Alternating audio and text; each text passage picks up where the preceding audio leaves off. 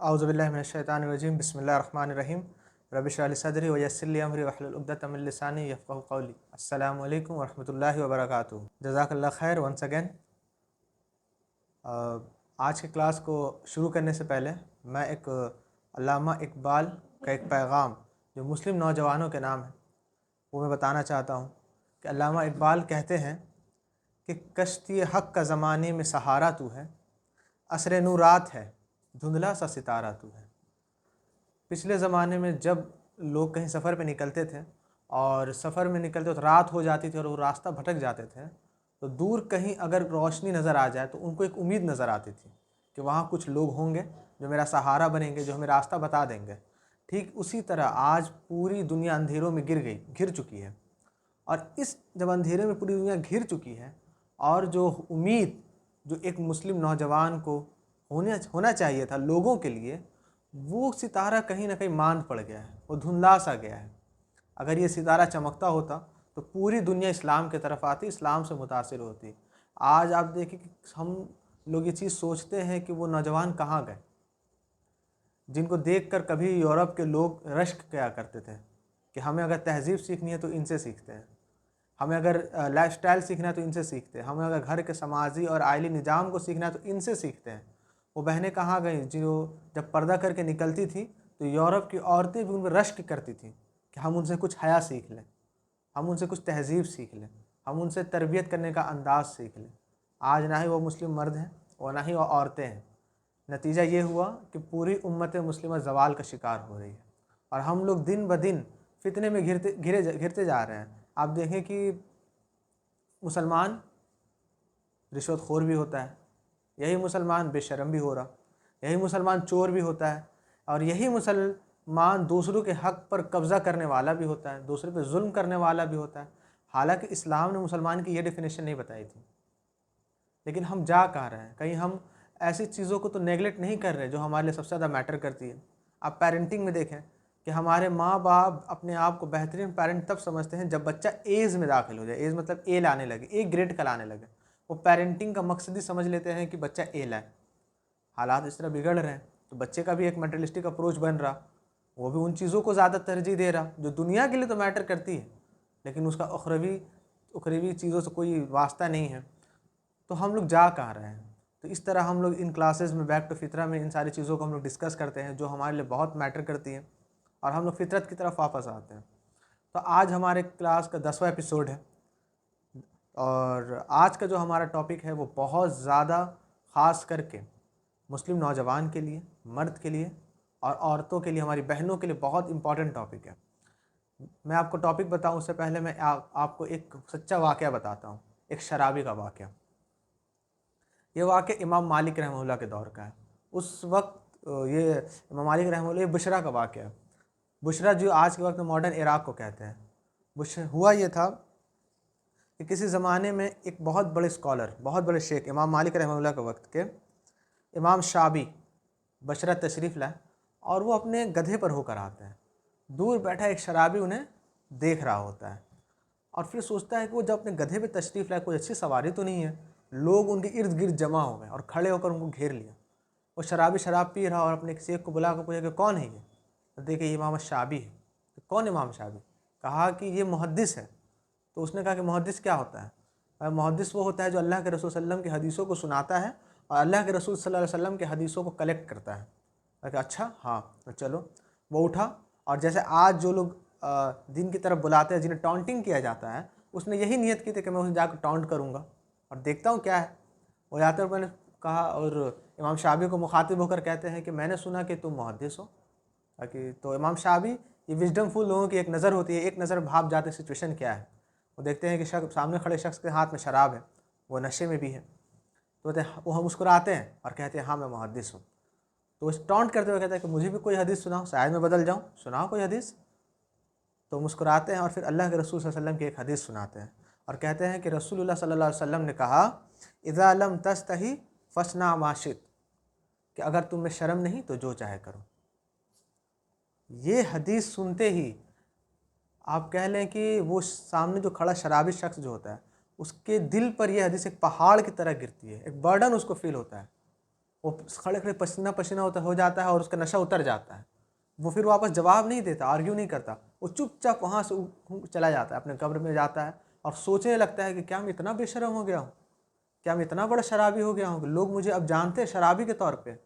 کیا واقعی مجھے اس بات سے کوئی فرق نہیں پڑتا کہ مجھے اللہ نے بھیجا کیوں ہے؟ کیا میں اسی لیے پیدا ہوا ہوں کہ ہر نیک آدمی کو ٹونٹ کروں؟ وہ اسی وقت وہ توبہ کرتے ہیں اور اپنی امی کو کہتے ہیں کہ امی مجھے اسلام پڑھنا ہے. ان کی امی خوش ہوتی ہے اور دعائیں دیتی ہے، اللہ کا شکر ادا کرتی ہے کہ چلو میرے بیٹے کو ہدایت مل گئی. وہ وہاں سے اٹھتے ہیں اور چلے جاتے ہیں امام مالک رحمہ اللہ کے پاس اور ان کے اسٹوڈنٹ بن جاتے ہیں. اور جب وہ ان کے شاگرد بنتے ہیں تو اس وقت کے امام مالک رحمہ اللہ کے ٹاپ اسٹوڈنٹ میں ان کا شمار ہونے لگتا ہے ایک شرابی. ان کا نام تھا عبداللہ بن مسلمہ، اور یہی وہ شخص عبداللہ بن مسلمہ جو آگے چل کے امام بخاری رحمہ اللہ کے استاد بنتے ہیں، جن کے ہم آج صحیح بخاری پڑھ رہے ہیں. یہ ہوتے ہیں رسول اللہ کے حدیث ہیں، جو کہ رسول اللہ کے حدیث ہے اور ان کے کہی گئی حدیثوں کا رعب ایسا ہوتا ہے. ہمارے دل پتھر کے ہو چکے ہیں کہ ہم بے شمار بار یہ حدیثیں سنتے ہیں لیکن ہمیں ذرہ برابر بھی فرق نہیں پڑتا. جب اللہ کے رسول صلی اللہ علیہ وسلم کی یہ حدیث انہوں نے سنی تو ان کی زندگی میں اتنی بڑی تبدیلی آئی. اور یہ حدیث کیا تھی؟ اذا لم تستحی فاصنع ما شئت، کہ اگر تم میں شرم نہیں، حیا نہیں، تو جو چاہے کرو. اللہ کے رسول صلی اللہ علیہ وسلم نے فرمایا تھا اس حدیث کے بارے میں کہ ہر نبی نے اپنی امت کو کچھ نصیحتیں کی ہیں، اور اس میں سے یہ ایک نصیحت یہ ہے کہ اگر تم میں شرم نہیں تو جو چاہے کرو. آپ سوچیں کہ اگر کسی میں حیا نہیں ہو، کسی میں شرم نہیں ہو، تو وہ جو چاہے بول دے گا، وہ جو چاہے بک دے گا. اس کے لیے گالیاں دینا آسان بات ہوگی، غیبت کرنا، چگلی کرنا اس کے لیے کھیل تماشا ہوگا. تو اللہ کے رسول نے سیدھا کہا کہ تمہیں شرم نہیں، تم جو چاہے کرو، ہر وہ چیز تم کر سکتے ہو جس سے جس کو اسلام نے منع کیا ہے، اور تمہارا مجھ سے کوئی واسطہ نہیں ہے. تو اس حدیث کی روح سے آپ سمجھ سکتے ہیں کہ آج کے ہمارے کلاس کا ٹاپک یہ ہے حیا، ماڈیسٹی، اور بہت امپورٹنٹ چیز ہے. اور یہ چیز ہمارے مسلم نوجوانوں کے اندر سے قلب سے کہیں جدا ہو گئی ہے، جس کے نتیجے میں ہم بے شمار فتنوں کو آج دیکھ رہے ہیں. ابو ایوب انصاری رضی اللہ تعالیٰ رپورٹ کرتے ہیں کہ اللہ کے رسول صلی اللہ علیہ وسلم نے فرمایا کہ نبیوں کی بہت ساری سنتیں رہی ہیں رسولوں کی، اور رسول اللہ صلی اللہ علیہ وسلم نے 4 سنتوں کی خبر دی. کیا سنتیں تھی رسولوں کی؟ اربع من سنن المرسلین، کہ نبیوں کی 4 سنتیں ہیں. الحیا، پہلی سنت یہ ہے کہ وہ حیا کرتے ہیں، وہ حیا والے ہوتے ہیں، ہر نبی حیا والے تھے. والتعطر، اور وہ لوگ خوشبو کا استعمال کرتے ہیں، عطر کا استعمال کرتے تھے. والسواک، اور وہ لوگ مسواک کرتے تھے. والنکاح، اور وہ سب نکاح کرتے تھے. آج آپ دیکھیں کہ آپ نکاح کو صرف پکڑیں کہ نکاح آج اتنا مشکل ہو گیا ہے. ہمارے جو اسٹینڈرڈ ہیں انہوں نے نکاح کو مشکل کر دیا، جس کے نتیجے میں ہوا یہ کہ امت کے اندر سے حیا ختم ہو گئی. اگر نکاح نہ مشکل ہوتا تو مرد اور عورتوں میں حیا رہتی، کیونکہ ہر انسان کی جو ڈیزائرز ہیں وہ اپنے ڈیزائرز کو حلال طریقے سے پوری کر پاتا، اس کے اندر کچھ حیا باقی رہتی. لیکن نہیں، ہمارے اسٹینڈرڈ بہت ہائی ہے. ہم لوگوں نے دنیا کے پیچھے جانا ہے. ہم لوگوں نے وہ اسٹینڈرڈ نہیں دیکھے جس پر صحابہ اکرام نے زندگی گزاری اور اس کے بعد وہ اللہ کے یہاں رضی اللہ عنہ کا خطاب پا گئے. ہم نے وہ اسٹینڈرڈ نہیں فالو کرنے. ہم خود اپنی زندگیوں کو مشکل کرتے ہیں. نکاح کو مشکل کیا، حیا بھی ختم ہو گئی امت سے، خاص کر نوجوانوں سے. تو یہ چاروں چیزیں رسولوں کی سنتیں رہی ہیں، جس میں ایک حیا بھی تھی. عموماً ہوتا یہ ہے کہ جب ہم لوگ حیا کے بارے میں بات کرتے ہیں تو عورتیں سمجھتی ہیں کہ حیا سے مناسب ہم سے مخاطب ہے لوگ، حالانکہ ایسا نہیں ہے. جب تک عورتوں سے اگر آپ حیا کی بات کر رہے ہیں اور آپ کے مخاطب اگر صرف عورتیں ہیں تو ہوگا یہ کہ مرد پسند کر لیں گے کہ ہم بے شرمی ٹھیک ہے. اس کا سیدھا معنی یہ ہو جاتا ہے. آج عورتوں کے نزدیک حیا ایک پنشمنٹ کے طور پہ سمجھتی ہیں. وہ کہتی نہیں ہے، ان کا دل یہ سمجھتا ہے کہ اگر کسی کو کوئی شخص مجھے حیا کی نصیحت کر رہا تو مجھے پنش کر رہا. کیوں پنش کر رہا؟ کیونکہ ہم لوگوں نے مرد کی بے شرمی پر پردہ ڈالنا شروع کر دیا، مردوں کو حیا کا درس ہی نہیں دیا اور عورتوں کو حیا کا درس دیتے رہے. اور اس کا فائدہ فیمنسٹ نے اٹھایا اور اس طرح کی چیزوں کو ویمنس رائٹ میں ایڈ کر دیا، جس سے ہوا یہ کہ بے شرمی اور بے حیائی پھیلتی چلی گئی. اسی طرح حیا کے تعلق سے عبداللہ ابن عمر رضی اللہ تعالیٰ عنہ کہتے ہیں کہ حیا اور ایمان ایک ساتھ ہے. اگر ایک چلا جائے تو دوسرا خود بخود چلا جاتا ہے. تو حیا کی امپورٹنس بہت ہے اسلام میں اور ایک مومن کی زندگی میں. لیکن افسوس کی بات ہے کہ جہاں پر دینی دروس ہوتے ہیں، جو ہمارے اسکالرز ہیں میں ساروں کو نہیں کہہ رہا، طنز نہیں کرنا چاہ رہا، لیکن ایمان پہ تو بہت درس دیتے ہیں، حیا کا درس کہاں گیا؟ ہمارے اوپر حیا کے تعلق سے کام نہیں کیا جاتا۔ ہوتا یہ ہے کہ ایمان تو بڑھ رہا گھٹتا ہے، ایمان کے تعلق سے لوگوں کے پاس نالج بھی ہے، حیا کہتے کہ اس بارے میں کسی کو پتہ نہیں ہے، اور پھر جب حیا نہیں ہوتی تو ایمان بھی نہیں ہوتا۔ انسان کس بیس پہ حیا کرے جب اس کو اس بات کا علم ہی نہیں ہے کہ اوپر اللہ کو پکڑ ہے؟ حیا تو تب انسان کرتا ہے جس کو اس کے دل میں کسی بڑی ذات کا خوف ہو، اور یہ چیز ایمان سے آتی ہے۔ ایمان میں بے شمار دروس دیے جا رہے ہیں، حیا کے درس کہاں ہیں؟ ہمارے پاس حیا کے اگزامپلس نہیں ہیں۔ حالانکہ آپ صحابہ کرام کی زندگی اٹھا کر دیکھیں، رسول اللہ کی زندگی اٹھا کر دیکھیں، صحابیات کی زندگی اٹھا کر دیکھیں، وہ کتنے حیا والے تھے۔ حیا کی امپورٹنس بہت ہے۔ ٹھیک اسی طرح اللہ کے رسول صلی اللہ علیہ وسلم نے فرمایا کہ جتنے بھی ریلیجنز ہیں، جتنے بھی مذہب ہیں، ان سب کا اپنا ایک کردار ہوتا ہے، اور اسلام کا کردار حیا ہے۔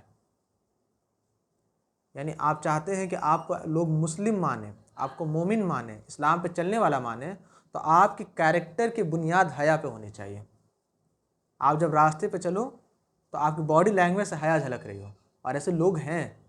ہے تو عثمان غنی کی مثال دیکھیں، حیا، موڈیسٹی اور ڈگنیٹی کی سب سے اعلیٰ ترین مثال عثمان غنی رضی اللہ تعالیٰ عنہ، کہ رسول اللہ صلی اللہ علیہ وسلم ایک محفل میں بیٹھے ہوئے تھے، اور یہ بہت مشہور حدیث ہے کہ ان کا کپڑا جو اٹھا ہوا تھا، کچھ سین تک آ رہا تھا، ابوبکر آئے، انہوں نے ٹھیک نہیں کیا، عمر فاروق آئے، انہوں نے ٹھیک نہیں کیا، لیکن جیسے ہی عثمان غنی رضی اللہ تعالیٰ عنہ انٹر کرتے ہیں، وہ اٹھ کر بیٹھ کر اپنے کپڑے کو ٹھیک کر لیتے ہیں۔ صحابہ نے پوچھتے ہیں کہ آپ نے ایسا کیوں کیا؟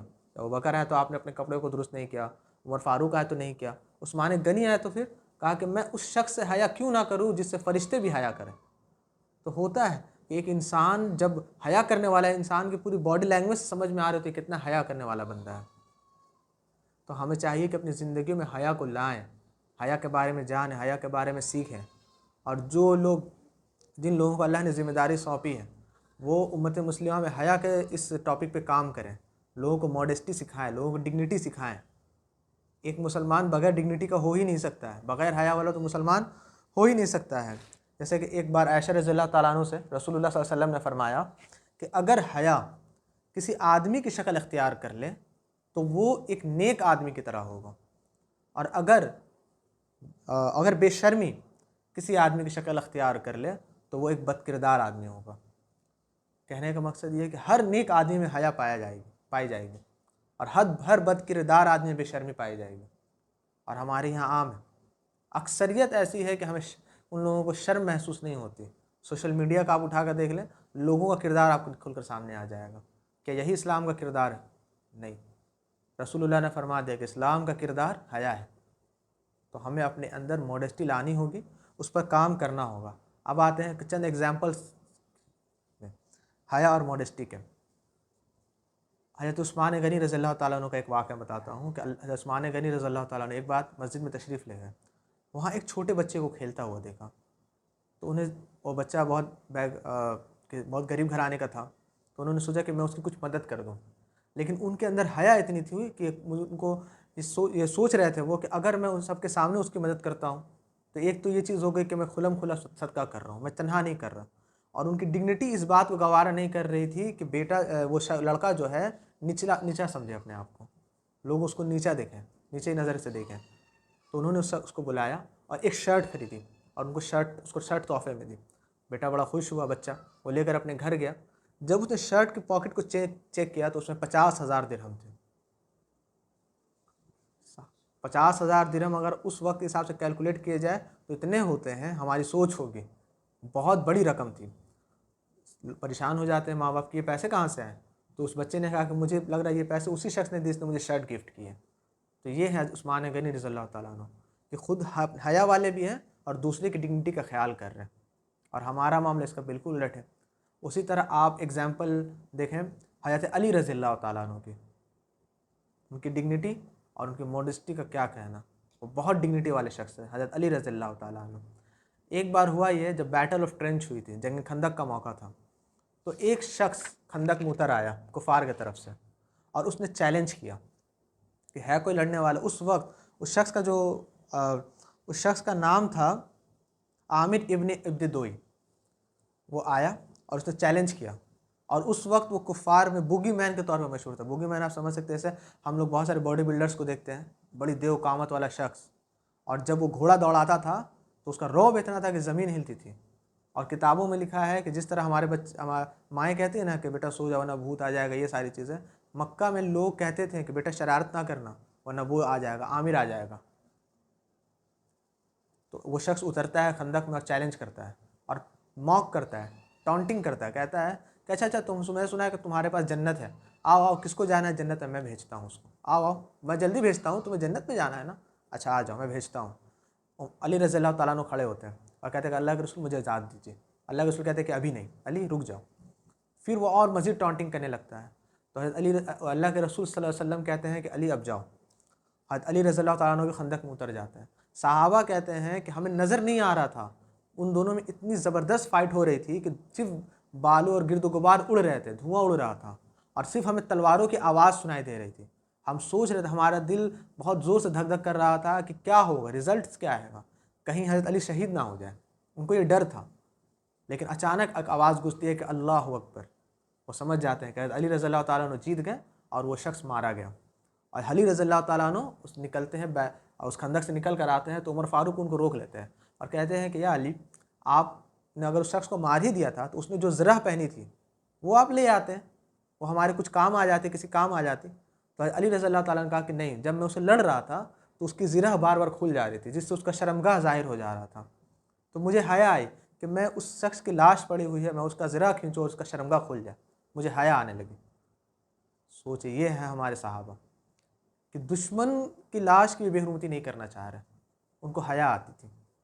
اسی طرح آپ دیکھیں کہ حضرت علی رضی اللہ تعالیٰ عنہ جب منافقین کی سازش سے امت مسلمہ کی تاریخ کی ایک بڑی جنگ ہوئی تھی صحابہ کے درمیان، حضرت عائشہ رضی اللہ تعالیٰ عنہ کے درمیان، اس کے بعد ایک ہسٹری فیکٹ الگ چیز ہے۔ تو اس وقت عائشہ رضی اللہ تعالیٰ عنہ نے جب حضرت علی رضی اللہ تعالیٰ عنہ سے ملنے گئی ان کے خیمے میں، تو حضرت علی رضی اللہ تعالیٰ عنہ اتنی زیادہ ڈگنیٹی سے ان کے ساتھ پیش آئے، اتنا ادب سے ان کے ساتھ پیش آئے، بجائے اس کے کہ ان دونوں کے ابھی میدان جنگ میں آمنے سامنے ہونا ہے اور بڑے اختلافات ہیں، لیکن اتنی ڈگنیٹی سے پیش آئے اور کہا کہ یہ امہات المومنین ہیں، ان کو بڑی حفاظت کے ساتھ اور اچھے انداز میں ان کو خیمے میں چھوڑ کے آؤ۔ اور جب منافقوں کی سازشیں اور بڑھتی ہیں تو ایک جنگ ہوتی ہے، جنگ جمل، جس سے بہت سارے صحابہ کرام شہید ہو جاتے ہیں۔ اور آپ کو پتہ ہے کہ حضرت علی رضی اللہ تعالیٰ عنہ اور زبیر بن عوام رضی اللہ تعالیٰ عنہ اور طلحہ رضی اللہ تعالیٰ عنہ، یہ تینوں بچپن کے دوست تھے، بچپن میں ایک ساتھ کھیلا کرتے تھے، اور ان تینوں نے بہت کم عمر میں ہی اسلام قبول کیا تھا، بچپن میں ہی انہوں نے اسلام قبول کیا تھا، یہ لوگ ساتھ کھیلا کرتے تھے۔ لیکن جب منافقین کی سازشیں بہت عروج پہ پہنچی تو ہوا یہ کہ جنگ جمل ہوئی، تو ایک طرف حضرت علی رضی اللہ تعالیٰ عنہ تھے اور دوسری طرف یہ دونوں صحابی تھے، زبیر رضی اللہ تعالیٰ عنہ اور طلحہ رضی اللہ تعالیٰ عنہ۔ جنگ ہونے لگے، جنگ ابھی بیچ میں ہی تھی کہ حضرت علی رضی اللہ تعالیٰ عنہ کا سامنا زبیر رضی اللہ تعالیٰ عنہ سے ہو جاتا ہے۔ تو حضرت علی زبیر رضی اللہ تعالیٰ عنہ کو دیکھ کر مسکراتے اور کہتے ہیں کہ زبیر، کیا تمہیں یاد ہے کہ اللہ کے رسول صلی اللہ علیہ وسلم نے کیا کہا تھا جب ہم دونوں ان کے ساتھ تھے؟ ایک موقع پر میں اور تم رسول اللہ کے ساتھ تھے تو انہوں نے تم سے کیا کہا تھا، یاد ہے؟ حضرت زبیر رک جاتے ہیں، تلوار روک لیتے ہیں اور سوچتے ہیں، پھر اس کے بعد تلوار پھینکتے ہیں اور روتے ہوئے چلے جاتے ہیں۔ انہیں وہ واقعہ یاد آ جاتا ہے، ایک بار اللہ کے رسول صلی اللہ علیہ وسلم حضرت علی اور حضرت زبیر کو رکھے ہوتے ساتھ میں تھے، تو کہا کہ زبیر، کیا تم علی سے محبت کرتے ہو؟ تو انہوں نے کہا ہاں بے شک میں علی سے ایسے ہی محبت کرتا ہوں جیسے میں اپنے بھائی سے محبت کرتا ہوں۔ تو اللہ کے رسول صلی اللہ علیہ وسلم کہتے ہیں کہ ایک دن آئے گا کہ تم اس سے لڑو گے اور اس وقت تم غلط پہ ہوگا۔ یہ چیز جیسے ہی حضرت زبیر کو یاد آتی ہے، وہ اپنی ایگو کو سامنے نہیں لاتے، وہ اپنی ڈگنیٹی کو سامنے لاتے ہیں، اپنی موڈیسٹی حیا آ جاتی ہے ان کو، وہ اپنا تلوار چھوڑ دیتے ہیں اور چلے جاتے ہیں۔ اور اسی جنگ میں جب وہ سجدے کی حالت میں ہوتے ہیں، نماز پڑھ رہے ہوتے ہیں، تو ایک خارجی ان کو شہید کر دیتا ہے اور ان کے لپس کاٹ کے لے کر آتا ہے اور لا کر حضرت علی کو دکھاتا ہے کہ میں نے آپ کے دشمن کو مار دیا۔ حضرت علی رضی اللہ تعالیٰ عنہ خوب روتے ہیں اور کہتے ہیں کہ میں تمہیں جہنم کی بشارت دیتا ہوں، کیونکہ میں نے رسول اللہ کو سنا تھا کہ جو زبیر کو قتل کرے گا وہ جہنم میں جائے گا۔ اور پھر ہوتا ہی یہ ہے کہ وہ خارجی اس نے مارا تھا، وہ آگے چل کے خودکشی کر لیتا ہے۔ پھر اسی جنگ میں حضرت علی رضی اللہ تعالیٰ عنہ حضرت طلحہ کو دیکھتے ہیں کہ وہ طلحہ کہیں شہید پڑے ہوئے ہیں، وہ رونے لگتے اور جا کر ان کی پیشانی کو چومتے ہیں اور چوم کر کہتے ہیں کہ یا اللہ، مجھے جنت میں مجھے میرے بھائی کے ساتھ رکھ، اور جب ہم دونوں جنت میں ہو نا تو ہمارے دل میں جو بھی اختلاف ہے، جو بھی گلہ شکوہ، اس کو دور کر دینا۔ یہ بھی حیا کی ایک نشانی ہے۔ یہ بھی ایک ڈگنیٹی کی نشانی ہے۔ ہم میں سے کتنے ایسے لوگ ہیں جو گلا کو باقی رکھنا چاہتے ہیں، جان بوجھ کر باقی رکھنا چاہتے ہیں۔ ہم کیوں بھول گئے وہ بردرہڈ جو ہمیں اسلام سکھاتا ہے، جو ہمیں حیا سکھاتی ہے؟ کیونکہ ہم حیا نہیں جانتے، ہم ڈگنیٹی نہیں جانتے، ہم موڈسٹی نہیں جانتے۔ تو ہمیں اپنے صحابہ سے، اپنے بڑوں سے یہ ساری چیزیں سیکھنی چاہیے۔ اللہ کے رسول صلی اللہ علیہ وسلم فرماتے ہیں کہ بے شک تمہارے یہ نسب کسی کی تذلیل کے لیے استعمال نہیں ہو سکتے۔ فلاں کو فخر ہے کہ میں خان ہوں، فلاں کو فخر ہے کہ میں انصاری ہوں، فلاں کو فخر ہے میں یہ ہوں، فلاں کو میں بڑا خاندانی ہوں، یہ کسی کی تذلیل کے لیے استعمال نہیں ہو سکتا۔ اللہ کے رسول کہتے ہیں، پھر کہتے ہیں کہ تم سب آدم کے اولاد ہو اور اللہ کی طرف تم سب یکساں طور پہ واپس جاؤ گے اور اس سے تجاوز نہیں کیا جا سکتا۔ اللہ کے رسول کہتے ہیں کہ 4 چیزیں اگر کسی میں ہو تو اس کو گنہگار ہونے کے لیے کافی ہے۔ پہلی چیز، بدتمیز ہو، وہ ولگیرٹی کو بہت فروغ دیتا ہو، ولگر ہو۔ ہمارے یہاں تو عام ہے، ولگیرٹی کو تو ہم لوگ کول سمجھتے ہیں۔ میمز کا آپ دیکھ لیجئے کانسیپٹس کیا ہے۔ ہم لوگ تو فخر محسوس کرتے ہیں ایک دوسرے سے، اگر ہم لوگ کسی پون سائٹس یا ایسے بیہودہ چیزوں کے بارے میں بات کرنا، یہ ہمارے لیے کول ہے۔ یا ایسا لڑکا جو ان سب کے بارے میں نہیں جانتا تو اس کو بتانا، اس کو ہم لوگ کبھی ثواب بھی سمجھ لیتے ہیں۔ اللہ رحم فرمائے کہ وہ بدتمیز ہو۔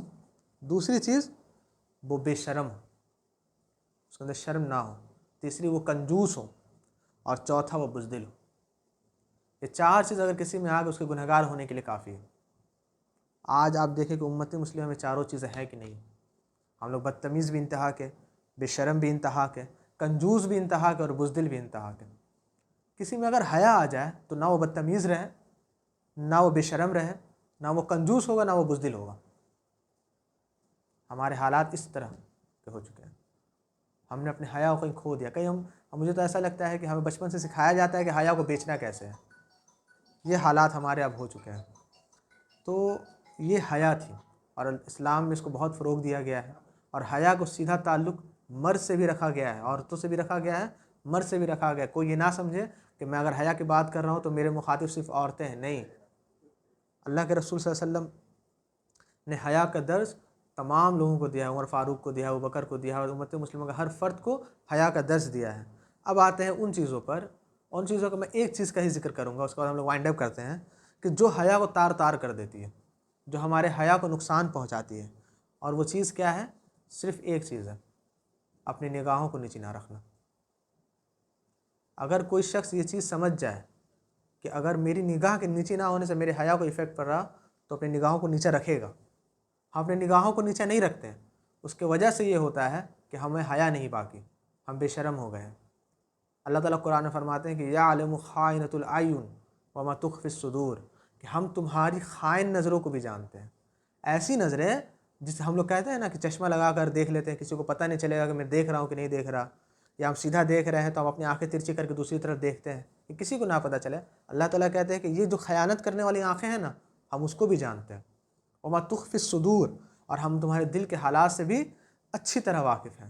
جب صحابہ کو یہ حدیثیں سنائی جاتی تھی، قرآن کے آیت سنتے تھے تو ان کا ایمان بوسٹ ہو جاتا تھا، اور ہم تو اس پہ کان ہی نہیں دھرتے۔ یہ اس لیے ہمارا حال یہ ہو چکا ہے۔ اللہ کے رسول صلی اللہ علیہ وسلم کہتے ہیں کہ ثلاثۃ لا تری عینہم النار، 3 طرح کی آنکھیں ہیں جن کو جہنم کی آگ نہیں چھوئے گی۔ عین حرست فی سبیل اللہ، ایسی آنکھ جو اللہ کی راہ میں جائے، یعنی اللہ کی راہ میں پہرے داری کرے، اللہ کی راہ میں چوکے داری کرے، اللہ کی راہ میں جہاد کرنے کے لیے استعمال ہو، ایسی آنکھ کو جہنم کی آگ نہیں چھو سکے گی۔ وعین بکت من خشیۃ اللہ، اور ایسی آنکھ جو اللہ کے ڈر سے رو پڑے، وہ غور و فکر کرے، اور تنہائی میں بیٹھ کر ایک بندہ غور و فکر کرے اور اس کے آنکھ سے آنسو جاری ہو جائے، ایسی آنکھ جو اللہ کے ڈر سے رو پڑے۔ اور تیسری کون سی آنکھ؟ وعین غضت عن محارم اللہ، اور ایسی آنکھ جو اللہ کے حدود کو پامال نہ کرے۔ اب اللہ کے حدود کو پامال کرنا کس کو کہتے ہیں؟ آنکھ کے ذریعے کیسے ہو سکتا ہے؟ ایسے ہی ہو سکتا ہے کہ آپ نامحرم کو دیکھیں اور دیکھنے کی طلب آپ کے اندر اور بڑھتی چلی جائے، اور ایسا ہی ہوتا ہے۔ امام ابن القیم رحمہ اللہ کہتے ہیں کہ آنکھ دل کا آئینہ ہے، یعنی آنکھ جو ہے وہ دل کا آئینہ ہے۔ اگر انسان اپنی نگاہیں نیچی رکھے تو دل اس کے وسوسوں اور خواہشات کو نیچا رکھتا ہے۔ اگر ہم اپنی نگاہوں کو نہیں، اپنے نگاہوں کی حفاظت ہم نہیں کرتے ہیں تو ہوتا یہ ہے کہ ہمارے دل کے اندر جو خواہشات ہیں، جو وسوسے ہیں، وہ بھڑک اٹھتے ہیں، اور اگر ایک شخص اپنی نگاہوں کو اونچا رکھے گا تو کہتے ہیں امام ابن القیم رحمہ اللہ کہ دل میں اس کی خواہشات بھی بڑک اٹھیں گے. تو نگاہوں کو نیچا رکھے. اگر آپ چاہتے ہیں کہ آپ اپنے اندر حیا کو بڑھائیں یا میرے اندر جو حیا ہے میں اس کے باقی رکھوں, تو اللہ کے لیے اپنی نگاہوں کو نیچا رکھا کریں. اگر آپ نگاہوں کو نیچا نہیں رکھیں گے تو آپ کا آنکھ ان آنکھوں میں شامل نہیں ہوگا جن کو قیامت کے دن جہنم کی آگ نہیں چھوئے گی, جیسا کہ حدیث میں نے پڑھ کے سنائی. البیہقی کہتے ہیں کہ حاتم العاصم رحمہ اللہ سے میں نے سنا کہ شہوت 3 قسم کی ہوتی ہے. پہلی شہوت وہ ہوتی ہے جو کھانے میں شہوت ہوتی ہے, کہ انسان کھاتا چلا جائے, اس کو حرام و حلال کی تمیز نہ ہو, اس کو اس بات کی تمیز نہ ہو کہ اتنا کھانا میرے لیے کافی ہے یا نہیں ہے, اس کے اندر سیلف کنٹرول نہ ہو. تیسری اور بولنے کی شہوت, کہ انسان جو بن کر دل کرے بولتا چلا جائے, اس کو یہ چیز سمجھ ہی میں نہ آ رہی ہو کہ میں کیا کہہ رہا ہوں, یا میرے اس کہنے سے میرے نامہ اعمال میں کیا فرق پڑ رہا ہے, یا میرے کہنے سے کس کی تحقیر ہو جا رہی ہے یا کس کی تذلیل ہو جا رہی. اور تیسری دیکھنے کی دیکھنے کی ہوس, کہ انسان دیکھتا رہے, گناہوں کو دیکھتے رہے. اگر آپ یہ چیز بہت عام ہے آج, ہم لوگ جو بھی ہمارے اندر سے حیا گئی ہوئی ہے وہ اسی وجہ سے گئی ہوئی ہے کہ ہم اپنی نگاہوں کو نیچا نہیں رکھتے, ہم اپنی نگاہوں کی حفاظت نہیں کرتے. جبکہ اللہ کے رسول کہتے ہیں کہ جس نے نگاہوں کی حفاظت کر لی اور شرمگاہوں کی حفاظت کر لی اور زبان کی حفاظت کر لی, ایسے لوگوں کے لیے جنتیں ہیں. تو حیا کو باقی رکھنے والی چیز یہ ہے کہ اپنی نگاہوں کی سب سے پہلے ہم حفاظت کریں. کیسے حفاظت کریں گے؟ وہ کہتے ہیں حاتم العاصم رحمہ اللہ کہ اپنے کھانے کو محفوظ رکھو اعتماد کے ساتھ, اور اپنی زبان کو سچائی سے محفوظ رکھو. بولو تو سچ بولو ورنہ خاموش رہو. جیسا اللہ تعالیٰ قرآن فرماتے ہیں کہ یا ایھا الذین آمنوا اتقوا اللہ وقولوا قولا سدیدا, اے ایمان والو اللہ سے ڈرو اور جب بات کرو تو سیدھی اور سچی بات کرو, درست بات کہو.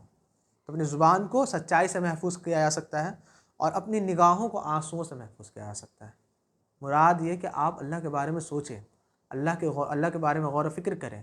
جب آپ اللہ کے بارے میں غور و فکر کرتے ہیں تو آپ کے دل میں اللہ کی خشیت آتی ہے, آپ کو اللہ کا قرب حاصل ہوتا ہے, اور ایسے حالت میں آپ کے اندر ایمان بھی بوسٹ ہوتا ہے, اور آپ کے آنکھوں سے آنسو جاری ہو جاتا ہے, آپ کے نظروں میں حیا پیدا ہو جاتی ہے. اور جب تک نظروں میں حیا نہیں پیدا ہوگی تب تک آپ کے دل میں حیا پیدا نہیں ہوگی. کیونکہ امام ابن القیم رحمہ اللہ کا یہ قول بہت 100% درست ہے کہ آنکھ ہی دل کا آئینہ ہے.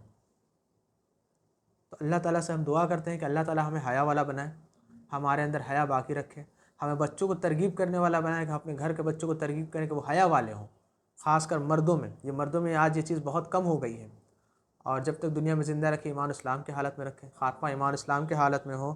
آمین. ربنا آتنا فی الدنیا حسنہ وفی الآخرۃ حسنہ وقنا عذاب النار. سبحانک اللہم وبحمدک اشہد ان لا الہ الا انت استغفرک واتوب الیک. السلام علیکم ورحمۃ اللہ وبرکاتہ.